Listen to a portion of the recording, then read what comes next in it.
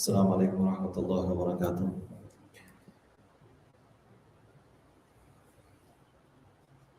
الحمد لله رب العالمين، والصلاة والسلام على أشرف الأنبياء والمرسلين محمد وأصحابه أجمعين.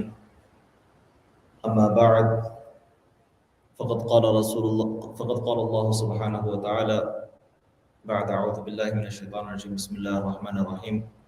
وقل للمؤمنات يغضضن من أبصارهن ويحفظن فروجهن ولا يبدين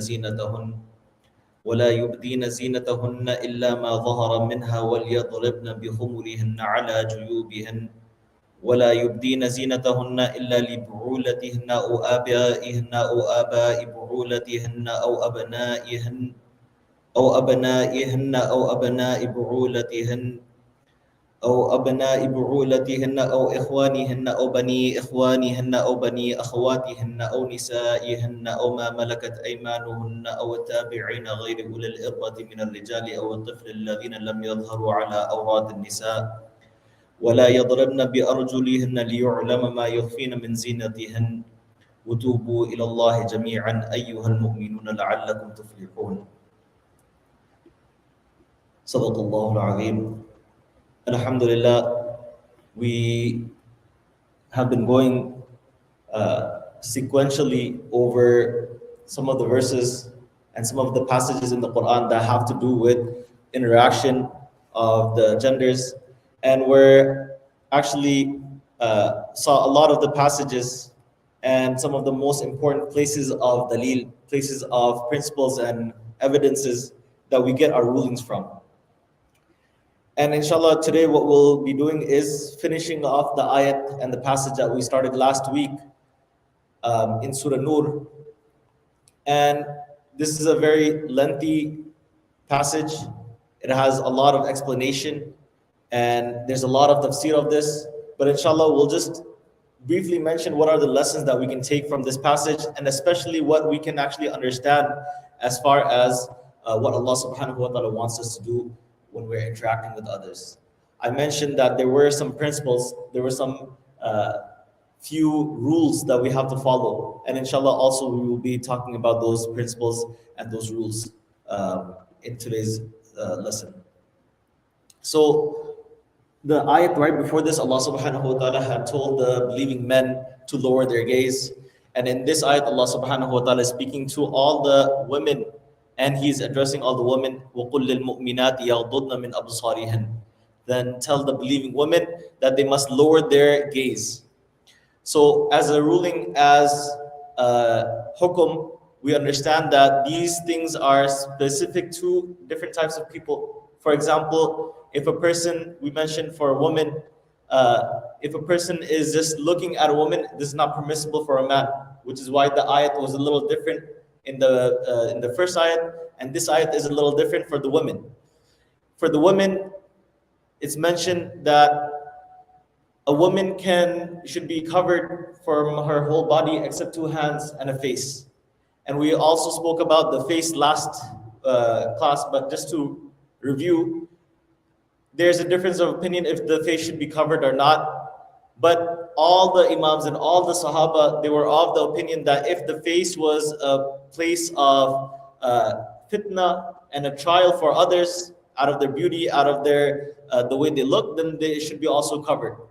The exception has been made if somebody, for example, they're working and they're doing something, it's very easy that the hands can get uncovered or the face can be uncovered. So in those things, it's not something that is a sin, it's not something that is sinful that a person has to stay away from. But of course, they must try their best to adhere to the modest way and cover themselves. Few things to mention here. Number one is the hadith of the Prophet ﷺ, a very famous hadith where 2 of his wives were in the room, Salma and Maymuna radiallahu ta'ala anhuma. They were in the room, and Abdullah ibn Maktoum, who was a blind Sahabi, he was sometimes made the Imam after the Prophet ﷺ went to expeditions. So when he would leave, he would make him stay back in Medina and he would have him lead the prayers. So he was there and he came in. So the Prophet ﷺ, he said that go inside and observe the partition, the parda, the hijab. And they said, Ya Rasulullah, he is a blind man. He cannot see us. So why are you telling us to go inside and to be in parda? Especially when there's somebody that cannot even see you. He doesn't have the capability of seeing you. So the Prophet ﷺ, from this hadith, he taught us a very important lesson. And he said, are you two blind? Can you two not see him? And so he indicated and he showed that the way that we interact with each other, it has to be both ways. Remember I said last week, the first ayat established for the men what their rulings is. This second ayat is establishing for the sisters and the women what their ruling is. That even they themselves should be not looking, and they should not be looking at the opposite gender. Now, there's also many incidents, such as there was almost like a circus, you can say. Few people that were doing some, tricks and things like that. And the Prophet ﷺ, he took his wife, Aisha radiallahu ta'ala anha, and they were looking at these tricks and these stunts that they were doing. And so that shows us that hadith shows us that it is permissible that a person that is a woman can see, but as long as there is no khawf of fitna, which is there is no trial, there is no tribulation that a person will have bad thoughts in their hearts. And we also see that in the life of the Prophet ﷺ, there was many incidences where even the companions, they would be studying from the wives of the Prophet ﷺ from a parda, from behind a partition.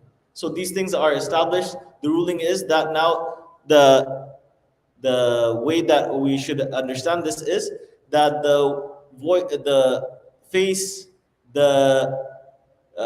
looking at the opposite gender, it should be not done if there is any sort of fitna, any sort of trial, any sort of temptation. And for a woman, she can look at the opposite gender without any passion, without any lust, as long as she is safe from her own feelings. The men are not. Men is the opposite.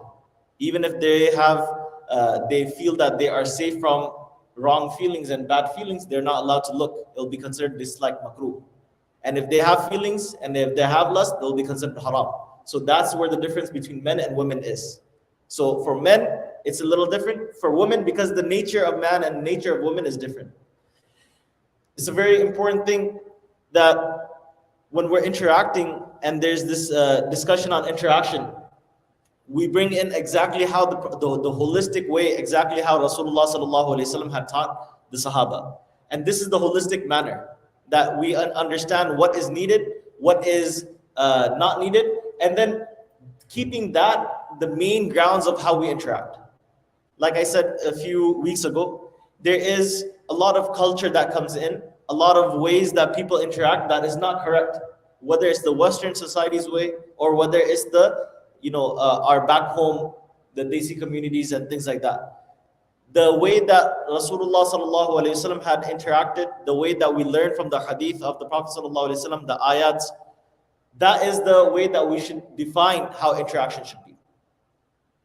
Now, going to the next part of the ayat, Allah subhanahu wa ta'ala brings in a very, very important principle.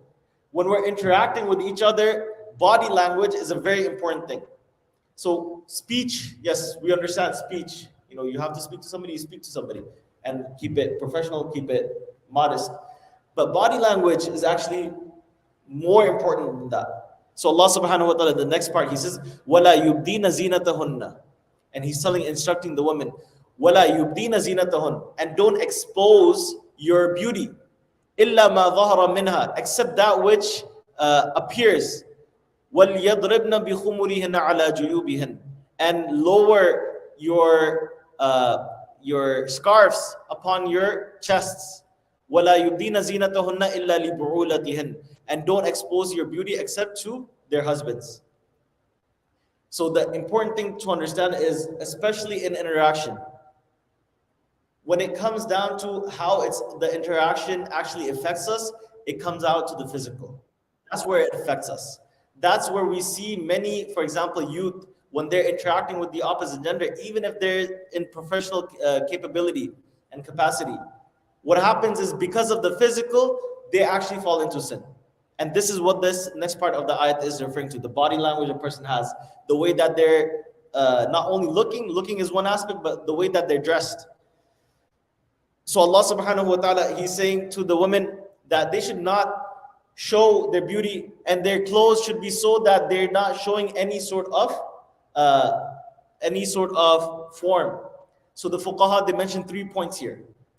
Number 1 is proper hijab and proper dress for man and woman is, number 1, it should cover all of the awrah, all of the areas that needs to be covered. For a man, the bare minimum is, we know, beginning of the navel till the end of the knees. For a woman, whole body except 2 hands and a face. And if there is khawf of fitna, there is fear that the face will also attract attention and attract unneeded desires from men, then they should cover the face also.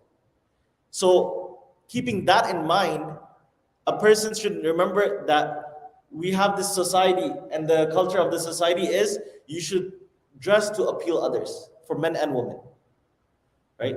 So we have this thing, you want to show yourself as somebody that is, pleasing, confident, you can say, for men and women. That's why there's 3 things that the fuqaha mentioned. Number 1, when we dress, we need to dress with modest clothing.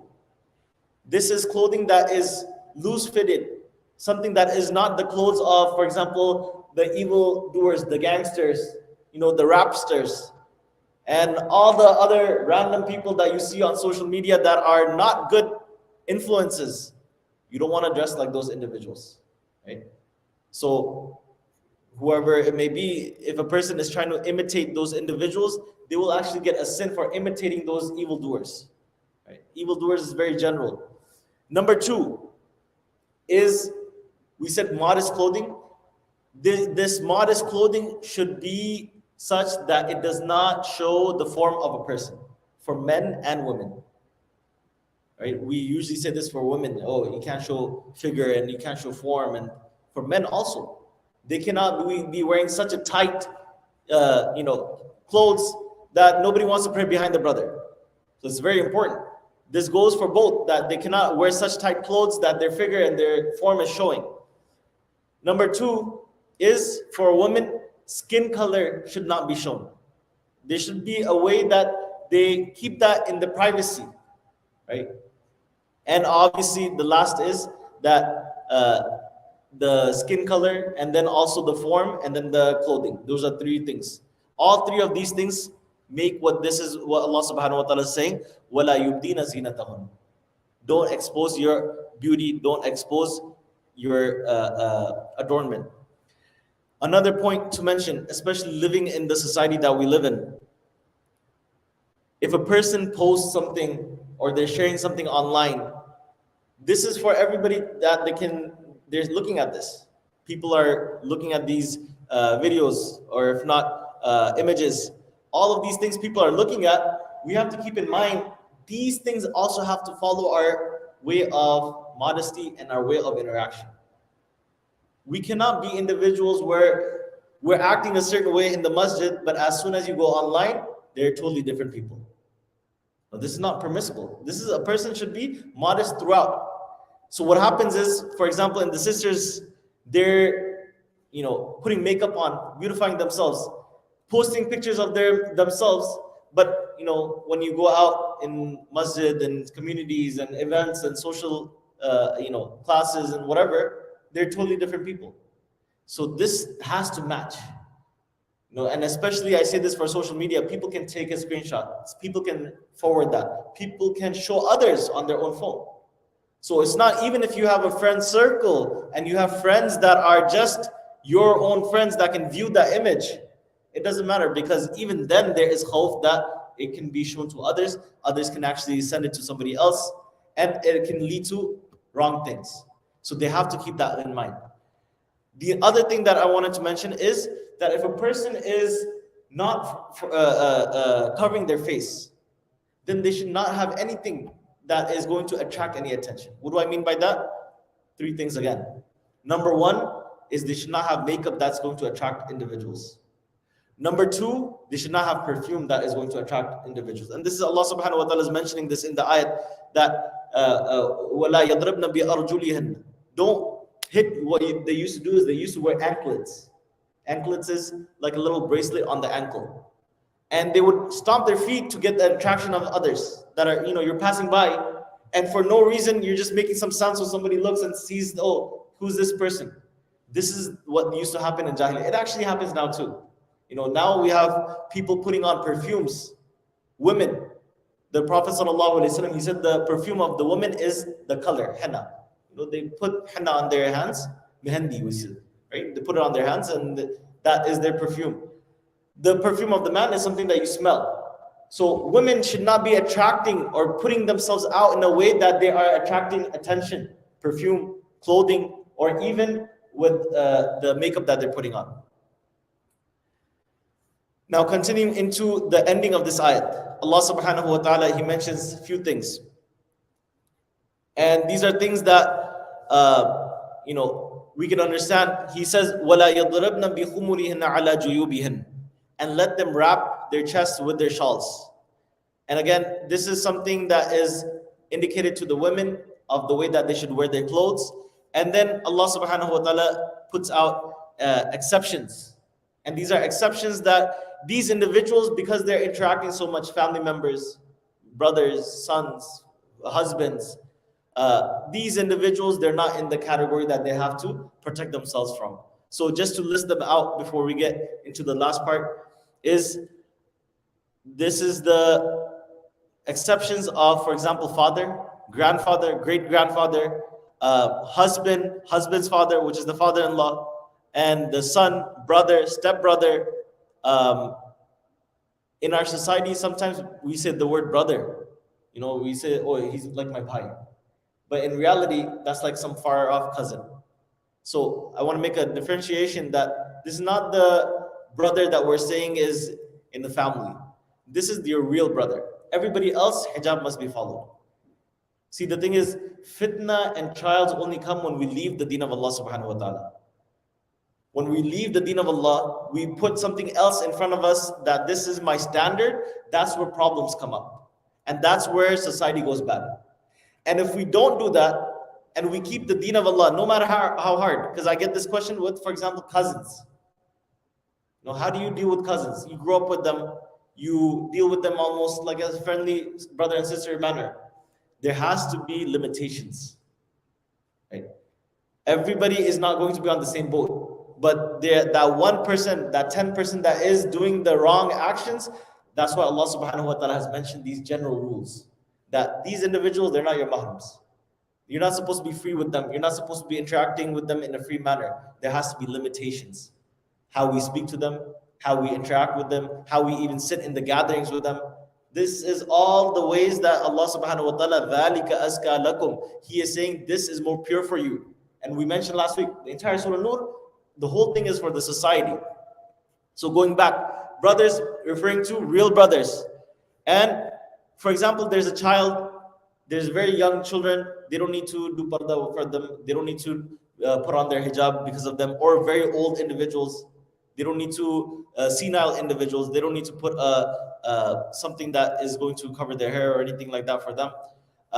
These are those individuals Allah subhanahu wa ta'ala has lifted off because they're just, in the state that they're senile, they're very old. One other aspect to discuss, especially in the physical for interaction, is the voice. We talked about the voice, that this is not something that is of an awra or a private of a person. In the Shafi madhab, it's not. In the Hanafi madhab, there's a difference of opinion. But we know that the wives of the Prophet ﷺ, they used to teach behind the partition. So we know that they used to teach with their voice. So what is the ruling? The ruling comes down to what we mentioned before. As long as a person is secured that their heart is not going to incline towards that person in a wrong manner, the voice is not something that is forbidden for them. But if they feel that there is going to be khawf, there is going to be some sort of a trial, fitna, then that voice will be a source of fitna for them. That's why the Prophet ﷺ, his wives, they were ordered that don't make your voice in a very gentle way. Why? Because فَيَطْمَعُ الَّذِي فِي قَلْبِهِ مَرَضٌ. It will incline those individuals in their heart there is some sort of a sickness. So the wives are being instructed. Our society changes that. If you guys have heard the feminist arguments, they're saying, well, why does the woman have to do all of these things? Their argument is the men should do this. So our explanation is Allah subhanahu wa ta'ala has made both men and women in a different psychological, emotional, biological way. They're different individuals, right? And the things that attract men are different than what the things that attract females. Okay? So that's why when you say, oh, well, men should be doing this, yes, men should be lowering their gaze. They should not be individuals that are running about checking out whoever they can. But women intrinsically, they have beauty to them. Their voice has beauty, physical has beauty. The interaction, there is a lot of fitna. And we talked about this whole section 2 or 3 weeks ago. That shaitan, this is what he incites with. Bani Israel's first test were the women. That was what shaitan attacked them with. And what happened, the Prophet ﷺ, he said, I don't fear the world and dunya opening up to you. I fear that you will be falling into the fitnas of the tribulations of the women. So this is something that we need to understand. They have a different sort of fitna that comes. That's why it's their responsibility. For example, covering the body, covering the face, their face, the voice, not making sure that, for example, if they're working, they should not be, gentle and humble with their voice. Leave that for the house. They should be professional, strict, stern, if not. But, in a way that it is communicating what they need to do in a professional manner without compromising on their Islamic values. Right? Now, I'm going to mention some of the key things that we have to keep in mind as a summary. So, number one, Allah subhanahu wa ta'ala, the way that He has made this interaction, we can put it out to a few things. Number one, there are things that are debatable, and there are those things that are not debatable. And inshallah, we'll start off with those things that are not debatable. Number one is every single person, every single scholar, every single opinion is on the same page, as there is no permissible way that two individuals who are not mahram can meet in the seclusion. Whether it's an office, whether it's even an elevator, whether it's a private room. And what is seclusion? Seclusion is defined to something that an area where they can do something, say something, interact in a way that nobody else will know. So for example, let's say there is a brother that goes to Costco. Costco is a huge warehouse. And then there's somebody else. One person only. Is that seclusion? It's an entire thing. There's so much space. So that wouldn't be considered seclusion. But let's take the same example. There's a 10 by 10 room. And there's one man and there's one woman. That would be considered seclusion.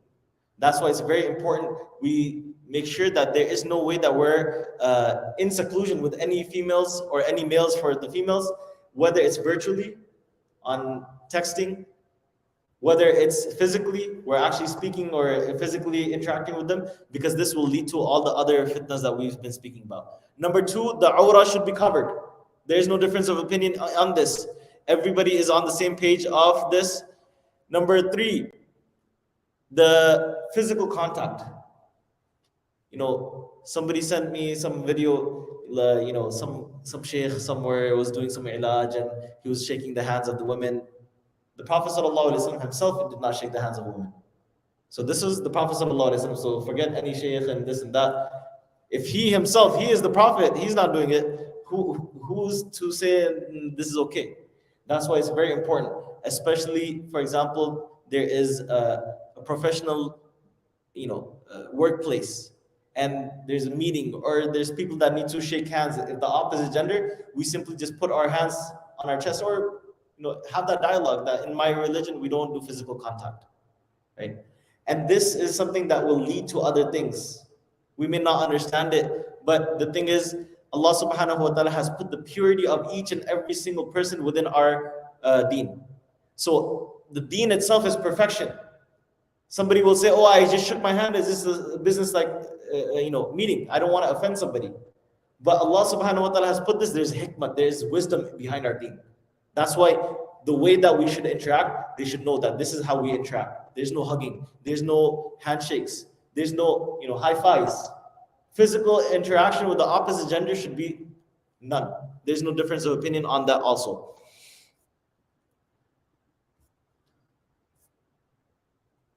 Now, environments and places where there is a lot of crowd. So there again, physical contact is also related to that. What about places where there's so many people? What do you do? Should you be going there? Should you be interacting? What if people are pushing you? So we should try to make sure that we stay away from any place where we will be in any contact with anybody. Funny incident I'll just mention. Everybody knows where Apna Bazaar is, right? By Irvington. On the weekends, it seems like there's like a stampede there. And you walk in and there's like all directions, people are buying and, it's something, a sight to see. So in that, there's so many people coming in and there's so many people actually shoving each other. So you have to be very careful. You have to watch yourself. This same example, people ask, for example, in the haram, when they're trying to do tawaf and they want to kiss the black stone, should they go in and push people and shove people? No, you should not. Aisha radiallahu ta'ala anha was asked by one of her companions, this is after the time of Rasulullah sallallahu alaihi wasallam, and she was asked that, shouldn't we go kiss the black stone? And there's a hujum, there's a crowd. And so she said, leave that, we will wait till it's clear and then we'll go. Even in that, she was very careful that nobody should have any intermixing, pushing or shoving. So especially in the places where there's a crowd, people ask me, youngsters, they ask, well, can we go to this concert by so-and-so, it's on Sunday, and there's going to be so many people. You're mixing with people. Again, that's interaction. That is the touching of the body. That's not permissible, according to anybody. It doesn't matter about the music. It doesn't matter about the haram things that are happening. This in itself is supposed to be something that you avoid.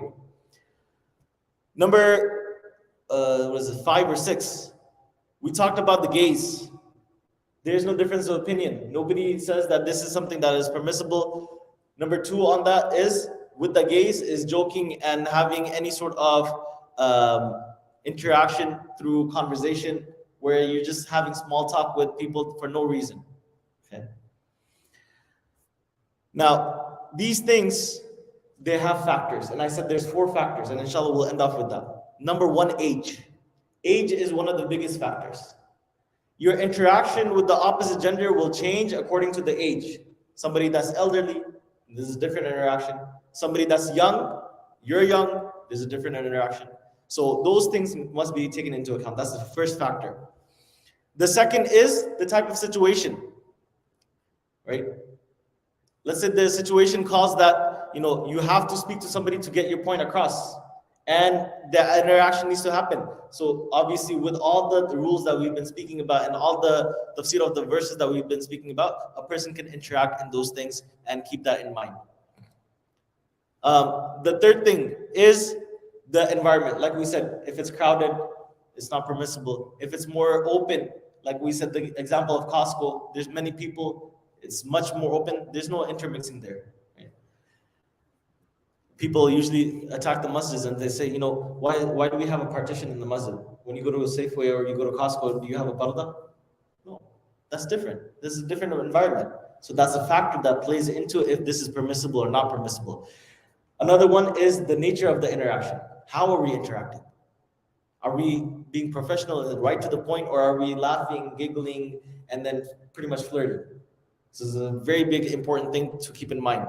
And then the last thing is the need. Is there even a need? If there's no need, you don't even need to say salam. You don't even need to say salam. People say, oh, I'm going to college. There's sisters there. To build the Muslim unity and the Muslim strength, should I say salam to all the sisters? All you guys already know that's just going to go the wrong way. If there is a need, there is something that needs to be addressed. There's something that needs, to be done. yes, you can interact, necessity. But if there's no need, for young individuals, you don't even need to say salam. Why? Because there's a khawf of fitna that a person will actually be inclined or a person will be misled. So if there's no need, the person does not need to interact with the opposite gender. As much as possible, a person should try to protect their hearts. Inshallah, next week we'll actually speak about interaction in the masjid. Some of the most common questions you get is in the masjid. For example, why are the lines behind for the sisters and the men are in the front? Why do we have a partition? What is the dalil and the historical evidences for the partition? We're also going to speak about why is it that Allah subhanahu wa ta'ala has made it such that there are roles in each of our genders, and what's the influence of that, inshallah. We make dua Allah subhanahu wa ta'ala gives us the tawfiq and allows us to bring these ayat and these ahadith into our lives. Wa akhiru da'wana alhamdulillahi rabbil alamin. Subhana rabbika rabbil izzati amma yasifun wa salamun ala al-mursalin walhamdulillahi rabbil alamin.